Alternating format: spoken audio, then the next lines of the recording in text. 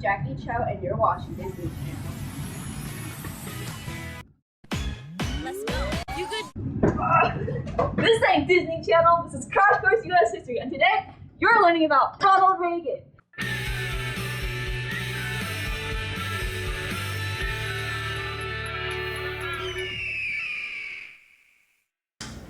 Following his overwhelming victory in the 1980 presidential election, Ronald Reagan and his political allies began an effort to reverse the political legacy of the New Deal and Great Society in what eventually became known as the Reagan Revolution. In his first inaugural address, President Reagan famously asserts, "In this present crisis, government is not the solution to our problem, government is the problem." Using his considerable rhetorical skills, Reagan was able to capitalize on the new conservative national sentiment with a simple message: low taxes, smaller government, and stronger national defense.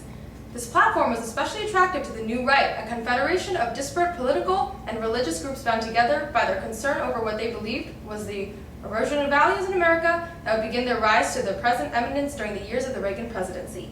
Even though it might not seem like it, a lot of Reagan's policy ideas weren't actually that popular at the time. But he truly was a great communicator. I mean, Reagan was a former actor and he knew how to talk to people without them feeling condescended to. His relentless optimism was a welcome contrast to Jimmy Carter being like, "You should wear sweaters inside to save fuel." Sorry, Jimmy, this is America. Regardless, at 69, Reagan still got off quickly, especially in the Oval Office. During the luncheon following his inauguration in 1981, Reagan announced that the Iranian terrorists would release the American hostages after 444 days of captivity. Then he had a teeny-weeny hiccup in March when John Hinckley Jr. shot the president in an effort to impress actress Jodie Foster. Some might argue, though, that Reagan actually benefited from this because his approval rating shot up 73%. Later that year, Congress enacted legislation to reduce taxes by 25% over 3 years, cut social spending, and advance the goal of a balanced budget by 1984. Another popularity-boosting action during this time is when Reagan fired illegally striking members of PATCO, the Professional Air Traffic Controllers Organization. Even though Reagan became a cool kid in the public's eyes after all that he did in his first days of office, the state of the nation was still pretty poopy.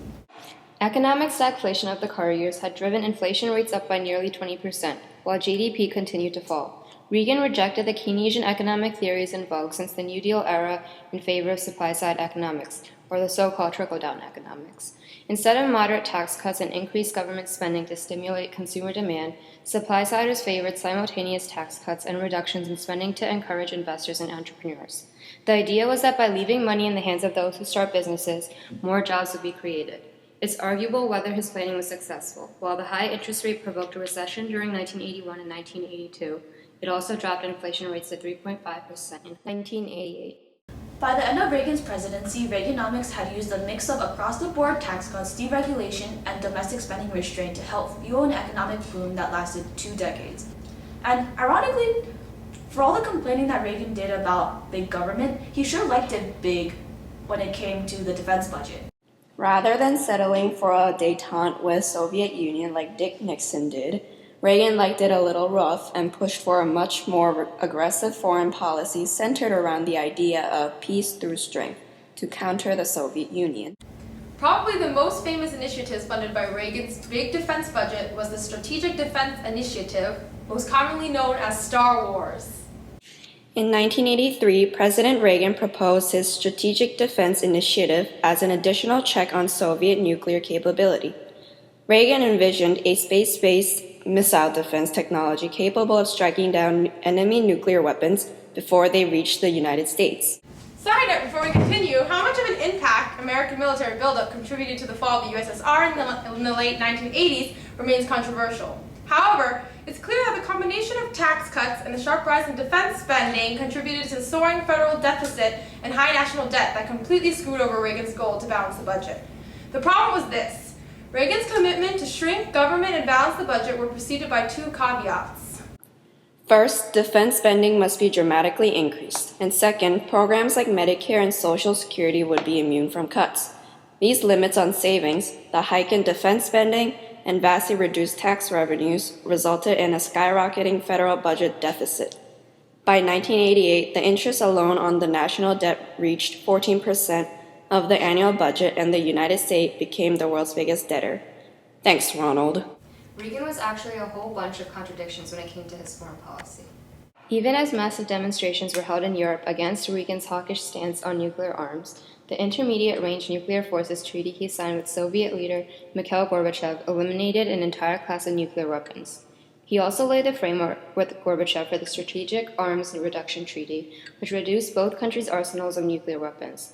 In fact, if Reagan had been okay with giving up his Star Wars program, the two would have probably gotten rid of nuclear weapons altogether. That was a big deal, but the rest of Reagan's foreign policy was somewhat less triumphant. For instance, he sent Marines to Lebanon as part of a peacekeeping mission, but then withdrew forces after 241 of them were killed by a car bomb.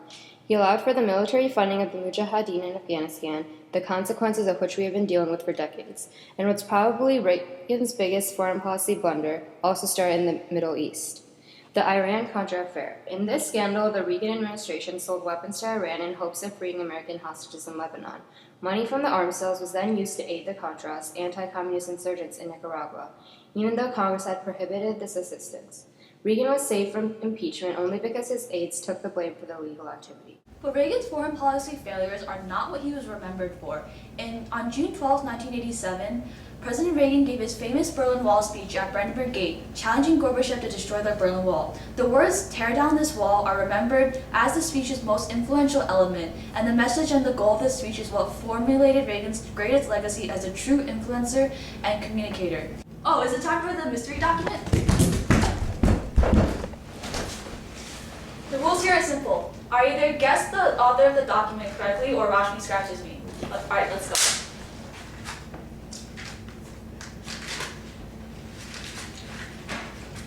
I understand the fear of war and the pain of division that afflicts this continent. I pledge to you my country's efforts to help overcome these burdens. To be sure, we in the West must resist Soviet expansion. So this is about foreign policy for the Cold War. It can't be Reagan, right? You guys want to make it Reagan. Reagan's too easy. Looks like another old white man. I don't know. Henry Kissinger, is he like relevant? Alright, whatever. Henry Kissinger, is that the guy? No? Did you say Reagan? Vivian, did you give me Reagan? Alright. Scratch me, scratch me. So that speech I just read for the mystery document seems to suggest that the fall of the Berlin Wall was all of Reagan's doing. While throughout history, we should also consider the work of other people, like Mikhail Gorbachev, who made the Brezhnev Doctrine that created a much friendlier climate in Eastern Germany in regards to change and revolution. So this gets to the bigger point of the Reagan Revolution, right? Can we really say that it was about Reagan? Can we really say that any of these great men history is really about the great men who supposedly spearheaded them? Whether or not you think America is better or worse with the rise of conservatism, it wasn't really about individuals. It was about us collectively deciding what we meant when we talk about freedom and equality. Thanks. I'll see you next week.